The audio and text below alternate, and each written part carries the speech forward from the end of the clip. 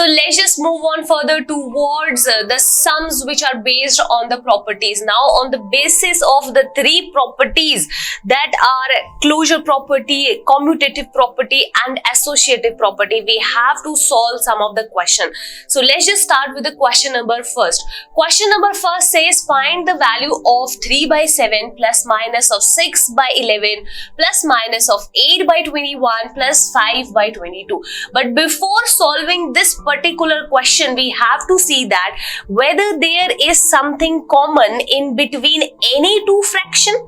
Remind it, always you have to see that for any particular question, if we have any four fractions or if we have any particular fractions, first of all, before solving it, we have to see that whether there is something common in between any two or in between any three fractions. So here we can see that in the first fraction, that is 3 by 7, and in the third fraction, that is minus 8 by 21, there is something common. What is that thing? 7 and 21. 21 comes in the table of 7. And for the second fraction and for the last fraction, we can see that the denominator is 11 and the denominator is 22. So 22 comes in the table of 11. So now we will write whole this particular fractions in a new way. So let's just start the solution set of this particular question as, first of all, we will arrange or we will rearrange this particular fraction as 3 by 7. Let us suppose I'm writing the whole question again. Minus of 6 by 11 plus of minus of 8 by 21 plus of 5 by 22. So I am rearranging the whole fractions as we know that in this particular fraction and in this particular fraction we have something in common, and in this particular fraction and in this particular fraction we have something in common. So we are rearranging the whole fractions as 3 by 7 plus of minus 8 by 21. We will write the two fractions together plus of minus of 6 by 11 plus of 5 by 22 together. So we can give the particular reason for this particular case is that we are following the commutative property over here. We are following the commutative property, or we can say that we are rearranging the fractions. We are rearranging the fractions, or we can say that we are following the commutative property over here. What is the commutative property? Commutative property is nothing but A plus B is always is equal to B plus A. It means that for the case of minus 6 by 11 plus minus 8 by 21, I am switching the places of both of these as I am taking minus 8 by 11 in the second place and minus 6 by 11 in the third place. So I am switching their places. So we are following the commutative property, or we can say that we are rearranging the fractions. So both of the reasons are good. For the first reason, we are saying that rearranging the fractions means we are rearranging, and for the second reason, we are saying that we are following the commutative property over here. So any reason you can write, both of them are correct. So let's just solve this particular fraction as we know that 3 by 7 plus minus 8 by 21 have something in common, and we know that this particular fraction have something in common. So let us suppose I'm writing it without the brackets. So this is 3 by 7 plus minus 8 by 21 plus of minus 6 by 11 plus 5 by 22. So let's just take the LCM of both the fractions individually. So as we know that 3 by 7 minus 8 by 21. For this, we have the LCM as 21. So this is 7 3s are 21. 3 and 3 will get multiplied. 3 3s are 9 minus of 8. For the second case, we have the LCM of 11 and 22 as nothing but 22. So 11 and 22 means 6 into 2. That is nothing but minus of 12 plus of 5. So the answer is nothing but after solving it, we'll get the answer for the first fraction as 9 minus 8 is nothing but 1. So this is nothing but 1 by 21. For the second case, we are getting the answer is minus 12 plus of 5. This is nothing but minus of 7 by 22. So this is minus of 7 by 22. So let us suppose I'm solving this as 1 by 21 minus of 7 by 22. Now solve these two fractions as take the LCM of 21 and 22. When we take the LCM of 21 and 22, we will get the answer as we know, we can also multiply 21 and 22, or we can take the LCM of 21 and 22, like 21 ones are 21, it is nothing but 22. So this is nothing but 22 again, so 1 and 1, so the LCM is nothing but 21 into 22.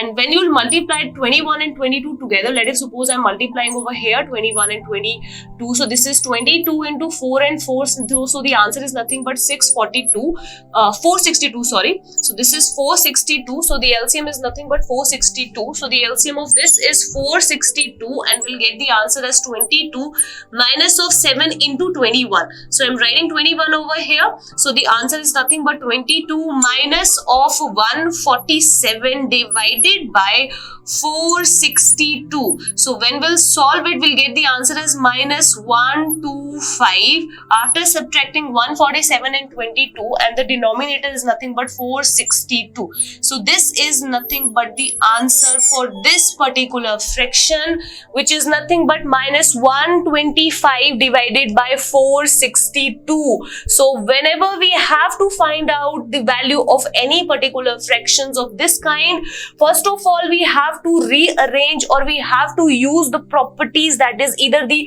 commutative property or associative property before solving it, because we always have to take something in common, or we have to solve the fractions first which have something in common, like I just did over here, as we have taken the first and the third fractions together, and the third and the second and the fourth fractions together, and after solving them individually, at the end we have to solve them together. So we get the answer as nothing but minus 125 divided by 462. So this is the way, in order or with the help of which you have to solve the questions that are all based on this particular question. So let's just move on further towards the second question. Now with the help of the same properties, that is the commutative property, and with the help of the associative property, we have to solve this particular question. We have to find the value of minus 4 by 5 into 3 by 7 into 15 by 16 into minus of 14 by 9. But before solving it, we have to rearrange this particular fractions in the same way like we did before, that we have to take those fractions together which have something in common. So let's just start with it. First of all, I'm writing out the solution set of this particular question as we are finding out the solution as, let us suppose I'm writing the question again. So this is minus 4 by 5 into 3 by 7 into 15 by 16 into minus of 14 by 9. Okay, so first of all, I can see over here that there is something common in between the two fractions, that is minus 4 by 5 and 15 by 16. As we can see over here, in the denominator we have 5 and in the numerator we have 15. So we can cancel 15 and 5 together. In the same way, we have something in common in between the second and in between the fourth fraction. We can cancel out 7 and 14 together and 3 and 9 together. So let us suppose I am rearranging it again. So we can give two reasons for it. First of all, we can say we are just rearranging, and for the second case we can also say that we are following the commutative property in case of the multiplication. So I am rearranging it. So let us suppose I am giving the reason as we are rearranging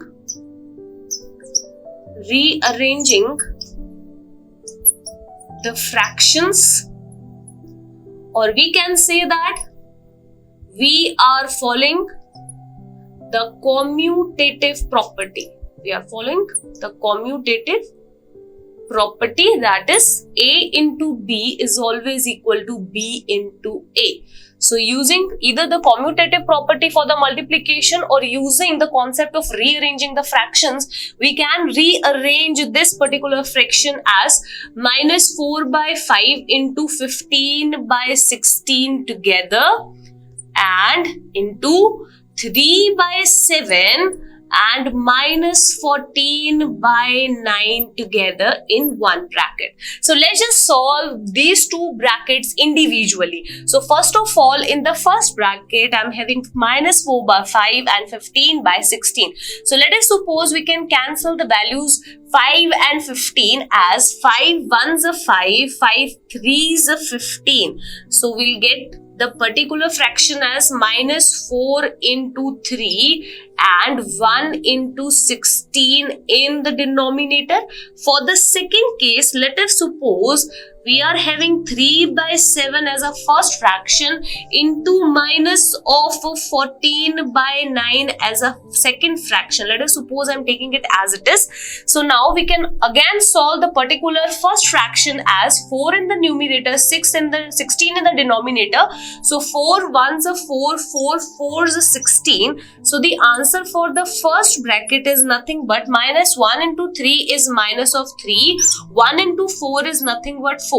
So now let's just solve the second particular fraction as 3 by 7 into minus 14 by 9 means 7 ones are 7, 7 twos are 14. So this will be 3 into minus of 2 and the denominator is 1 into 9. Okay, so let us suppose we have to solve this again as in the first fraction we have minus 3 by 4 and in the second fraction we have 3 into minus of 2. It is nothing but minus of 6 divided by 1 into 9. So this is 1 into 9, that is nothing but 9. So we can cancel out the values as 3 2s are 6, 3 3s are 9 as 3 is common in between both of these. So 3 2s are 6 and 3 3s are 9. We get the answer as minus 3 by 4 from the first bracket and minus 2 by 3 from the second bracket.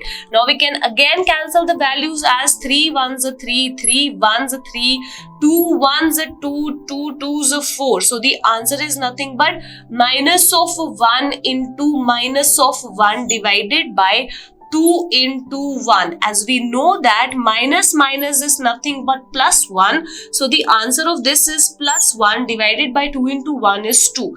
Because of the reason as we know that minus into minus is nothing but plus. So minus minus is plus. So the answer is nothing but 1 by 2. So for this particular question, the value of this fraction is nothing but 1 by 2. So using the rearranging method or using the commutative property, I have find out the conclusion that the answer for this particular fractions, it is nothing but half. So I hope this all clears to you that using the properties I am solving out the fractions in this particular manner.